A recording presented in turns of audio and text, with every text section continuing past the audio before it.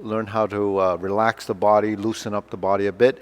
I focus a bit on some of the postures, uh, coordination there, and a lot of ideas on what's important with the walking and the turning of corners, shifting of weight, balance. All of these things concerns as people get a little bit older, and most people that have Parkinson's are a little bit older. So walking, turning corners, rigidity, some of those things we try to avoid by doing movement and exercise. So movement is one of the things that I think is very important, especially integrated movement, because with integrated movement, you have to let go in order to create an action. So if you want to move your torso, you'd learn to move it, or move it so that you can begin to realize that it can move like that. And then a lot of times, with movement, we don't really pay attention to how we develop it. But movements are developed through repetition. And specificity of training with athletes, or even in the sports world, it means kind of do the same movement specific to the task. So if you want to be a better walker, turn corners better, we have to kind of work toward that to build the understanding of how that happens. Pivoting, shifting of weight, finding your sight lines, vertical posture. These are all very important to maintain yourself in an erect position, as relaxed as possible, and shift your weight and turn in directions. And that all happens by the training that we're working with. All right.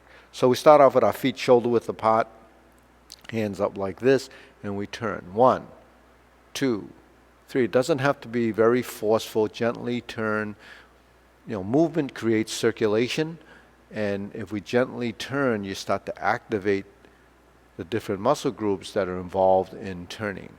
Now, we really, in the beginning, or even as you do this, you don't really pay attention to exactly what's involved and how much strength is, but you're able to create it because there's a mindfulness of doing this. So that's called conscious intent. This is your intention, so this is what you want to do, is turn, and you turn, and you can sort of go in a direction and increase that range of motion. Okay, then to the side. 1, 2, 3. So you want to open up your rib cage. 1, 2, 3, and it only opens up on one side. The side that goes up, you kind of open that up. This side compresses a bit because that's allowing you to fold over.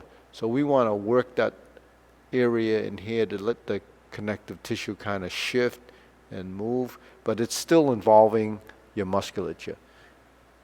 And we try to bend directly to the side. There's no forward lean like that, because you actually can't bend like that to the side. It works better when you're right in the plane of movement that's like this. Okay, so we're stretching. So this also involves your shoulder. It involves this collarbone here, because in order to get your hand up to this position, you have to relax your shoulder girdle and all of this, and your torsos, and you're aligning your body. So this is why we put the hand here.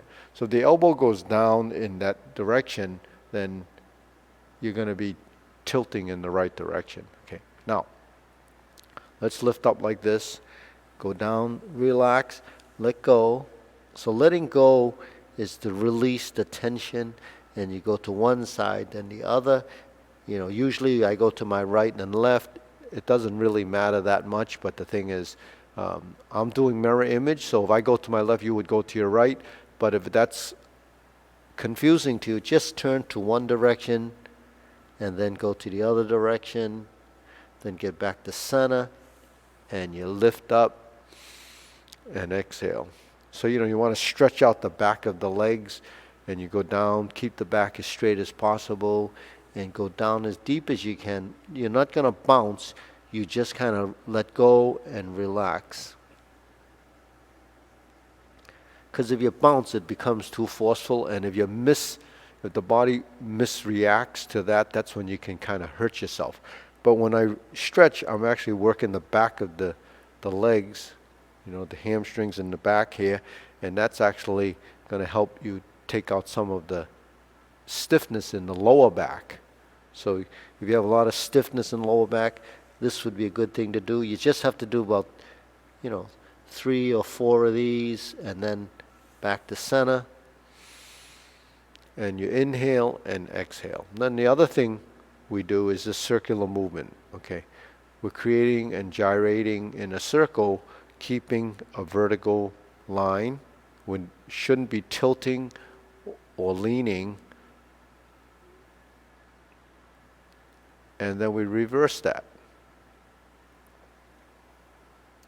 So this is really building some coordination to create that circle. It's kind of like doing that hula hoop thing they had for kids to do, or even adults back, in the 60s and 70s. They were doing this, hula hoop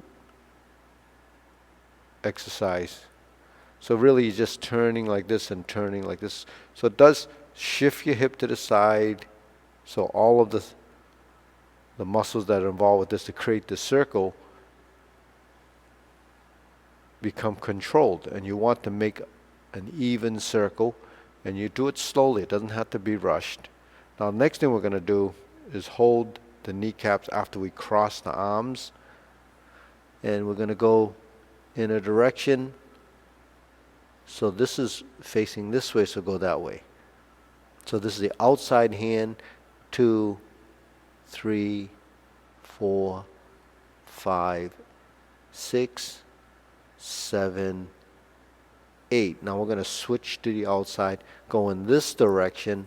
1, 2, 3, 4, 5, 6, 7, 8. Okay, so that actually works your ankles, your knees, and your hips. And we're bent over like that, so the back is folded over like this. Okay, so that gives you some control with the knees.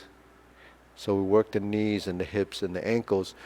Now we're going to turn the head right and left. 2, 3, 4, 5, 6, 7, and 8. Now back and forth.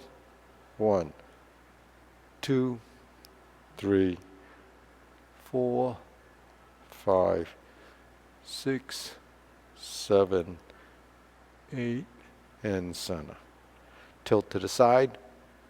1, 2, 3, 4, 5, 6, 7, 8. Center down. 1, 2, 3. Reverse. 1, 2, 3. So that works the muscle groups in the neck, and that helps you twist and turn just to take out some tension, because by moving, and you don't have to hold it there, so you're not really working the muscles by holding it, otherwise you'd get a stiff neck. Okay, deep breathing exercise is this. Pull in, inhale, exhale. Inhale, exhale. One more time, so you go like this. Fold the hands, comes toward the face. You let the elbows go out to the side, and you go up on your toes, and you're down. So that's inhale, and then exhale on the way down. Okay, let's spread the feet a little. Going to do another waist twisting. 2, 3. Swing the arms. 4, 5, 6, 7, 8, 9, 10. 1, 2, 3, 4, 5, 6, 7, 8, 9, 10. And back to center. Okay, let's close it up. I just pivoted my feet. Now let's put the feet in a 90-degree position. Square the feet. Okay? Preparation.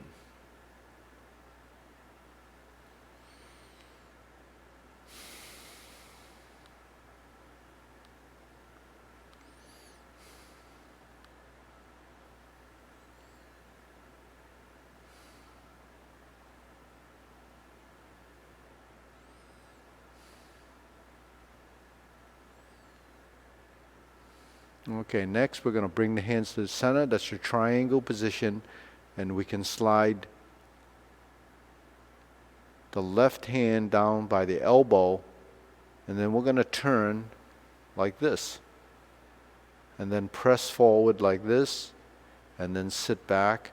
Then turn toward the camera or turn toward me. And we're here. Now you go to the opposite side. And we end up like this. So this is by the elbow. This is neutral. Press forward. And back, turn. Switch the hands. Turn. Press forward. And back. Turn. Turn to this direction. Now you notice the toe is up. The foot is up. And I go forward. And back, turn. All I'm doing is switching hands and pressing and back. Then I turn back to center. I switch hands, press forward and back. Okay, now we're going to go to center again. Horizontal from the triangle, horizontal, square, slant toward the waist, push forward, slant toward the waist, and thrust forward.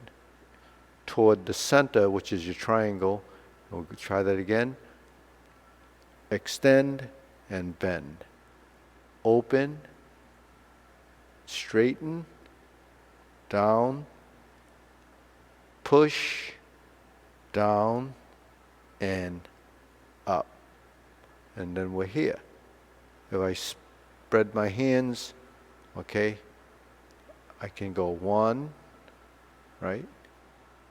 2, 3, 4. 1, 2. Then we go to center. Turn to the other side. Horizontal, straight, down, out, down, up. Turn to center. Okay? So in the center position, we're not moving the legs.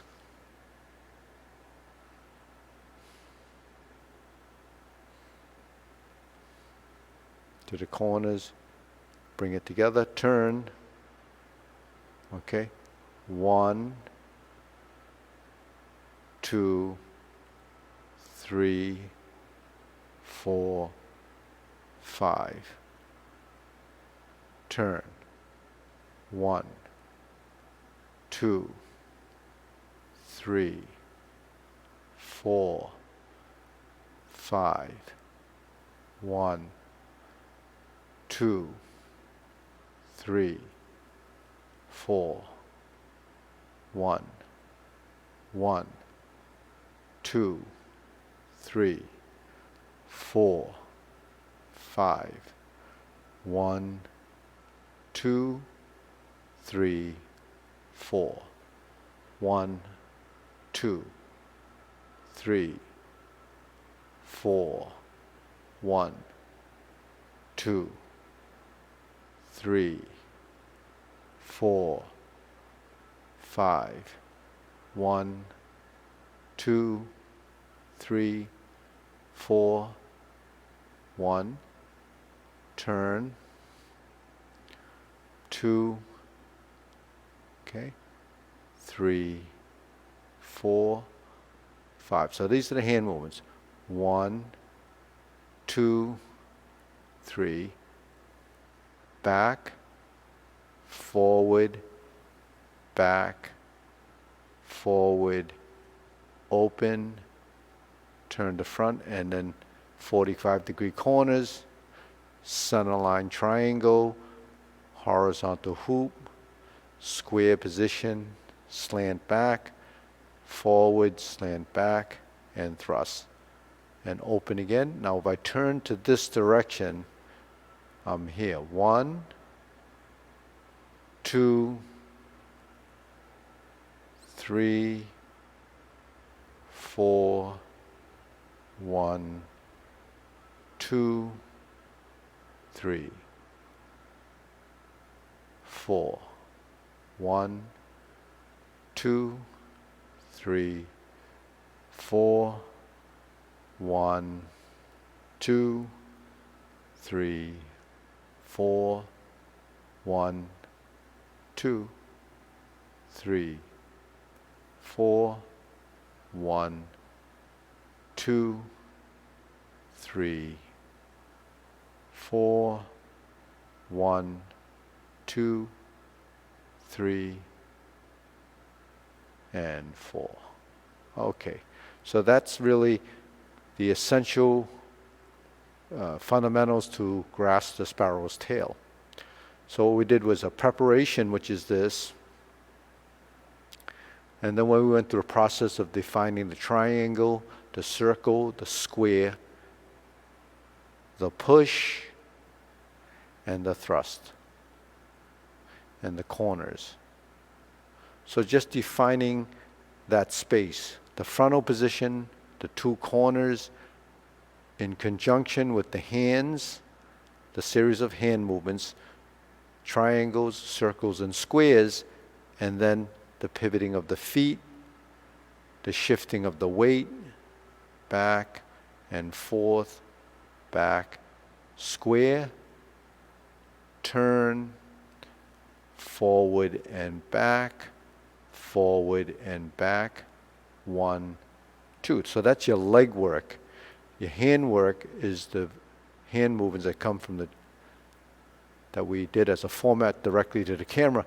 So you just use that same hand work with the footwork. Now in the forward position, when we're here, we round out. The rounded was the front. The backward is set up to push, and the push is forward, and then the slant back is backward, and the thrust is forward. So any type of movement that goes outward is forward. Any movement that comes backward is toward the body. Okay, so this is just a concept, and you just understand sort of the mechanism, the forward movement, the backward movement. We're not turning right or left other than the footwork to go from that side to this side, this side to that side, which is a 180-degree turn. So that's a lot for you to work with. That takes, we spent about 10 minutes on that alone, right? So that, that's what's important. So I'm going to, before we actually finish the class, I want to take you through this again. 1, 2, 3, 4, 5, and 6. So there's your forward and back move. The opposite side, right? When we swing the arms, we bring the right hand, left foot.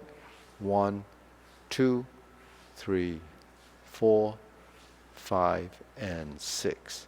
Now, we're in the shoulder width stance, but actually when we shift like this or shift like this, that takes us over the center. Now that's from a shoulder width stance. But when the feet are like this, which is maybe a 2-inch gap, maybe a 3-inch gap between the feet, the shifting is less detectable because your feet are close together. So because it's a very small shift, you can begin to push your knee out and take your first step. That's your right foot. Your left foot, shift, and your right foot. If you go backwards, 1, 2. So you just track and get a feeling of imaginary center lines that you're working with, regardless of where you're headed. There's still that center line.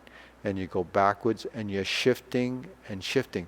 Now from the side view, you can see if that's my right or left foot. If my right foot goes out, heel and toe, heel and toe, heel and toe. You go backwards, it's toe to heel, toe to heel, toe to heel.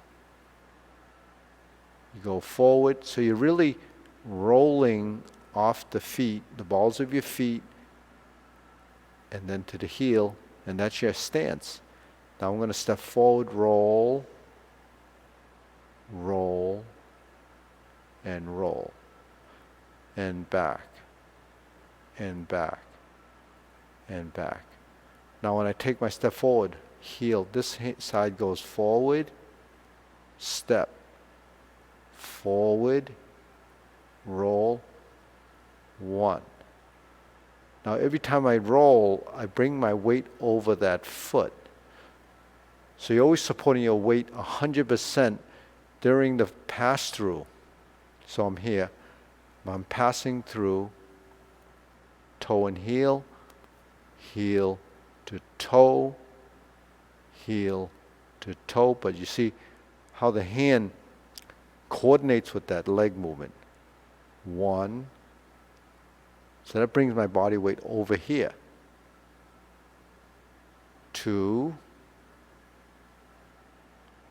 three. If I go backwards, I do the same thing. One, two, three. So the hands and feet work together as a relationship, so it's opposite. So if I take my left, the right goes out. Take my left, the right goes out. Okay, so that gives you an idea how you should practice your footwork, your step. And then remember when we did this? One. Pivot on the heel, and then to the ball. And then we start from center. Pivot on the heel, the ball, to center. So if I turn 1, 2, 3, heel to toe. 1, 2, 3. Together. Heel, toe. 1, 2, 3, 4. Heel, toe. 1, 2, 1, 2, 1. 1, 2, 3, 4. 1, 2, 3, and stop. So typically, I sometimes say stop, forward, right, left, right, left, right, left. So that still could be applied, but use the right as a pivot. That's your first step. Then you follow up with the second one. I'm pivoting on my right. That's my first step, 2 and 3. Now I'm here. There's my first step, but I'm going to follow up 1, 2, 3. Turn. Here. 1, 2, 3. So that's just building the lower body, body mechanics for the stepping and walking, because you have to control this. And then once you turn, you have to coordinate your hands. 1, 2, 3, and pause. Turn.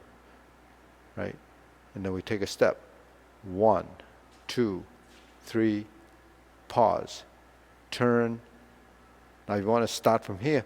View. 1, 2, 3, stop here, and turn. Take the step. 1, 2, 3, and close. So turning the corner, pivot, shift, switch the weight one side to the other, balancing on one leg as you step forward, passing through, but just pay attention to that. Don't look down, look straight, eyes pretty level, but you can gaze every once in a while. Make sure you're not going to misstep, because of, if you're outdoors, it could be the sidewalk. If you're home, make sure there's nothing in the way. Keep the floor clear, and the chance of tripping will be less likely. But remember, you got to pick your feet up, shift the weight, pivot either off the ball of the foot or the heel. It's a heel-toe relationship. Okay, on that note, I'll see you next time. We have a Parkinson's class every Thursday at 11:15. It's usually about 20 minutes to 25 minutes, right in that range, depending on how fast I move through the different exercise. But I think about 20 minutes is a good time frame for a class, because I think if it's too long, people will leave and not follow it. So then the content is really lost. So the thing is, I have a lot of videos online that works with the Tai Chi Paradigm, as well as Tai Chi Paradigm for Parkinson. So there's some 1-hour classes. In fact, there's quite a few of them. So if you enjoy this, subscribe, hit the notification button if you want to get notification that there's a class going to be running next Thursday at a specific time, which is 11:30, and you can tune in. And so subscribing is not a subscription per se; it's just subscribing, for this content, this page, this channel. And the more people that do it, the better for us.